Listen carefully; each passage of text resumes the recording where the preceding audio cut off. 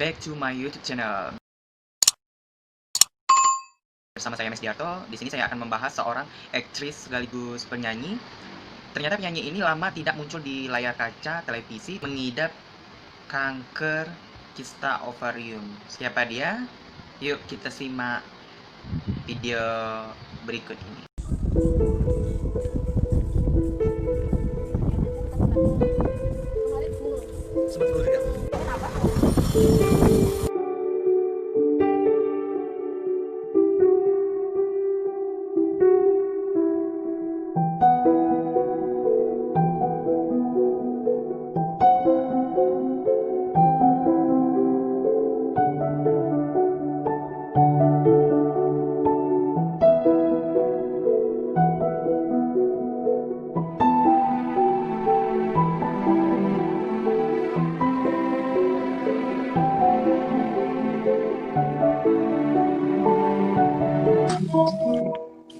Cerita dong, cerita apa yang sedang terjadi.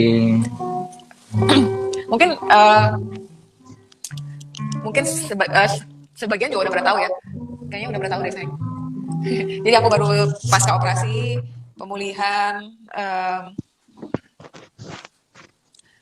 apa ya, terus terang apa yang terjadi belakangan ini bukan merupakan hal yang mudah buat aku, karena memang semuanya serba cepat gitu ya. Dari aku nih biasa sehat, terus tiba-tiba mengalami sakit gitu. Itu kayaknya almost aku nggak bisa percaya gitu, kayak kok gue bisa sakit ya gitu. Jadi ya ngerasain bahwa semua yang terjadi dalam hidup kita ini anugerah gitu. Bahkan kesehatan kita yang kita bangga-banggakan, yang kita jaga-jaga itu bukan apa? Itu bukan hak kita gitu, bukan kuasa kita untuk menjadikan yang bagus, karena semuanya itu anugerah gitu, merasa banget gitu. Gitu Sal. Cerita dong. Terus. Terus jadi begini ceritanya. Ini mau cerita dari awal atau gimana? Boleh? Boleh ya.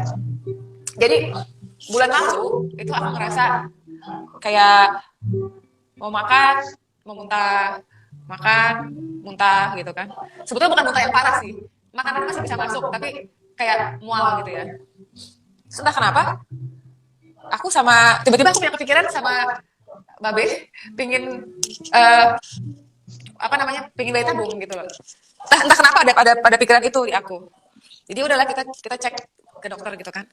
Pas ke dokter kandungan, ternyata dokter kandungan nemuin kayak ada massa di benjolan di indung telur sebelah kanan gitu. Tapi aku disuruh cek darah, hasil darahku semuanya bagus, puji Tuhan gitu kan. Pas disuruh CT scan, kelihatan bahwa itu besar banget. Itu masanya udah besar banget. 18 cm. 18 cm. Enggak, pas jadi OSG cuma berapa? 16 ya? 16. Cuma 16. Ya udah, terus kita ke dokter, dirujuk ke tadi kita ke dokter kandungan, akhirnya dirujuk ke dokter SPOG onkologis, jadi yang SPOG yang lebih detail, yang ngurusin segala macam yang berhubungan dengan kista lah, atau masalah-masalah di kandungan gitu. Nah, pas di sana langsung disuruh operasi. Aku sendiri pengen langsung dioperasi. Dia bilang gini, Bu, yang di sebelah kanan ini emang bermasalah, tapi yang sebelah kiri kayaknya masih oke. Dia bilang gitu. Nah, kalau kita angkat kalau memang kita akan bikin namanya frozen section. Jadi nanti dibuka, terus nanti akan dicek kalau memang itu ganas, rahimnya harus diangkat semua. Gitu. Kalau nggak ganas, kita pertahankan yang sebelah kiri. Ini saya kok gempa banget ya? Iya, nggak apa-apa. Ini di aku komennya berhenti loh, nggak apa-apa ya? Nggak. Aman ya? Oh ya udah. Oke, terus setelah dioperasi, keluar dari ruang operasi, aku baru tahu bahwa ternyata itu ganas, bahkan udah cancer gitu. Sebenarnya sih aku nggak terlalu panik, karena itu udah diangkat dan kondisiku semakin baik.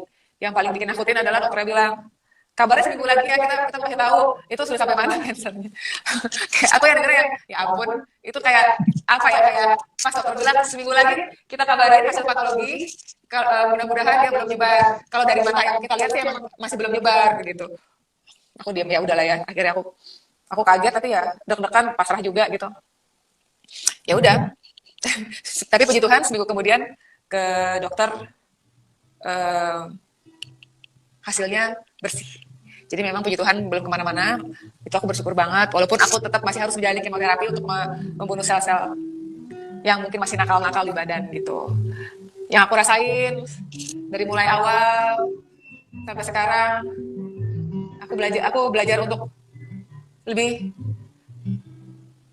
pengen tahu lagi apa sih rencana Tuhan dalam hidup aku, karena aku melihat bahwa nggak mungkin segala sesuatu itu terjadi tanpa ada rencana Tuhan gitu. Jadi aku kayak berusaha mengatasi ketakutan aku, mengatasi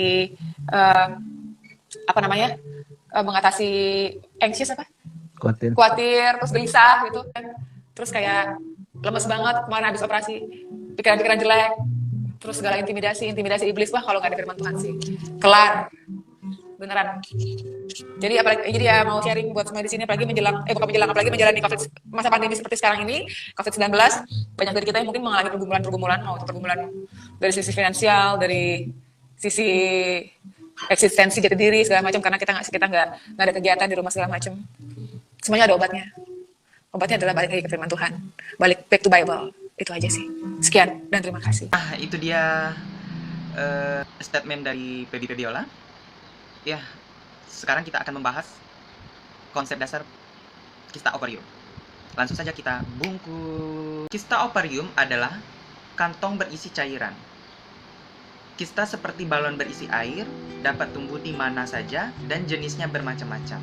Menurut Yakob tahun 2007. Kista adalah suatu bentukan yang kurang lebih bulat dengan dinding tipis berisi cairan atau bahan setengah cair. Menurut Sumadi tahun 2006. Kista ovarium merupakan suatu pengumpulan cairan yang terjadi pada indung telur atau ovarium. Cairan yang terkumpul ini dibungkus oleh semacam selaput yang terbentuk dari lapisan terluar dari ovarium. Menurut Agus Farley tahun 2008. Kista ovarium adalah pertumbuhan sel yang berlebihan atau abnormal pada ovarium yang membentuk seperti kantong.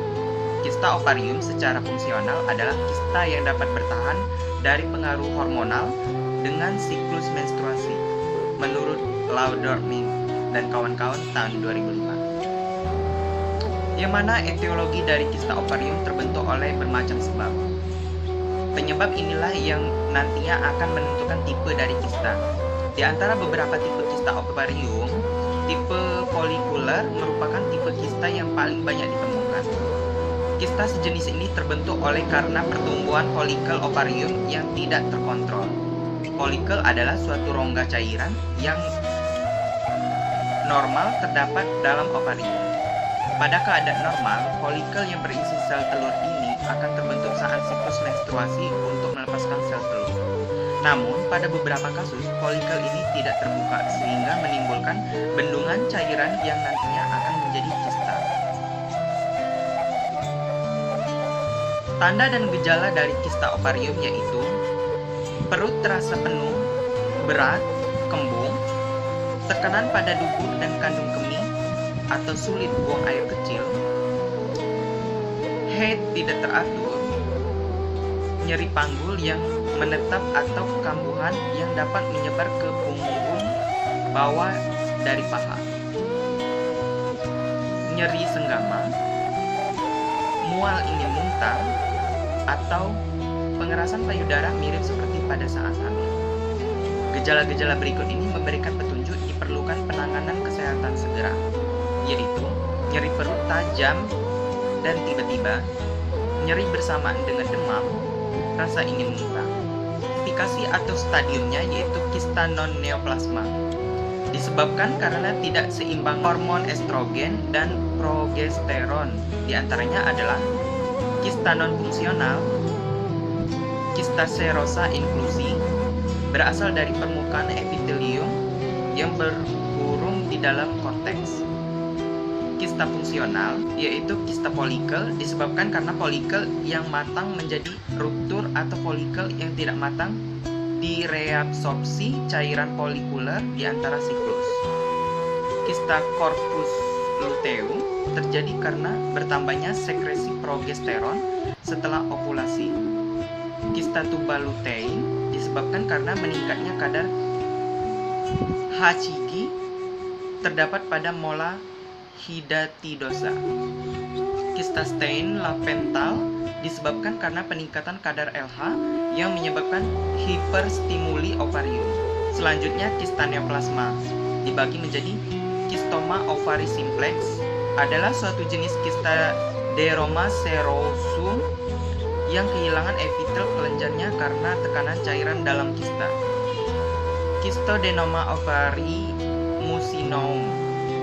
Asal kista ini belum pasti, mungkin berasal dari suatu teratoma yang pertemuannya satu elemen mengalahkan elemen yang lain. Patofisiologinya yaitu setiap hari ovarium normal akan membentuk beberapa kista kecil yang disebut follicle degrade. Pada pertengahan siklus, follicle dominan dengan diameter lebih dari 2,8 cm akan melepaskan oosit matur. Follicle yang raptur akan menjadi corpus luteum yang pada saat matang memiliki struktur 1,5 sampai 2 cm dengan kista di tengah-tengah. Bila tidak terjadi fertilisasi pada oosit, corpus luteum akan mengalami fibrosis dan pengerusan secara progresif. Namun bila terjadi fertilisasi, corpus luteum mula-mula akan membesar, kemudian secara gradual akan mengecil selama kehamilan. Penata laksanaan, medik dan prinsip keperawatan. Secara medis, pengobatan kista ovari yang besar biasanya adalah pengangkatan melalui tindakan bedah. Jika ukuran lebar kista kurang dari 5 cm dan tampak terisi oleh cairan atau fisiologis, pada pasien muda yang sehat, kontrasepsi oral dapat digunakan untuk menekan aktivitas ovarium dan menghilangkan kista. Pada prinsip keperawatannya, harus dilakukan perawat adalah tindakan keperawatan seperti melakukan asuhan keperawatan yang holistik dan sesuai dengan prioritas masalah klien. Untuk kasus seperti ini, yang dilakukan perawat adalah melakukan pengamatan terhadap perubahan-perubahan yang terjadi pada klien. Perawatan pasca operatif setelah pembedahan serupa dengan perawatan pembedahan abdomen. Di sini saya akan mengangkat 3 diagnosa keperawatan, yaitu 1. Preoperasi, yaitu nyeri kronis berhubungan dengan agen injuri biologi. Post operasi, nyeri akut berhubungan dengan agen injuri fisik. Dan resiko inspeksi berhubungan dengan tindakan invasif dan pembedahan. Nah, itu saja yang dapat saya sampaikan. Lebih dan kurang saya mohon maaf. Semoga dengan adanya vlog ini akan menambah wawasan Anda tentang diagnosis suatu penyakit. Tapi jangan lupa sebelumnya like, subscribe, dan share video ini. Semoga ini bermanfaat buat kalian.